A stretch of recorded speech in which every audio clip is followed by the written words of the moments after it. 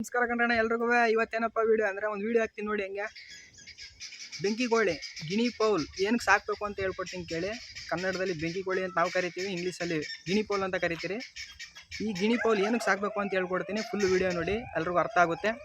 ಏನಕ್ಕಪ್ಪ ಸಾಕಬೇಕು ಅಂದರೆ ನಿಮ್ಮ ಫಾರ್ಮಿ ಆಗ್ಬೋದು, ಮನೆ ತವೆ ಆಗ್ಬೋದು, ಎಲ್ಲಿ ಆಗ್ಬೋದು, ಅದಕ್ಕೆ ಆಗದೇ ಇರೋಂಥ ಪ್ರಾಣಿ ಆಗ್ಬೋದು, ಇಲ್ಲ ಹದ್ದು, ನಾಯಿ ಅಥವಾ ಹಾವು, ಯಾವುದೇ ಅದಕ್ಕೆ ಸಂಬಂಧಪಟ್ಟಿಲ್ದೇ ಇರೋ ಪ್ರಾಣಿ ಯಾವುದೇ ಬತ್ತು ಅಂದ್ರೂ ಜೋರಾಗಿ ಬಡ್ಕೊಳ್ಳುತ್ತೆ.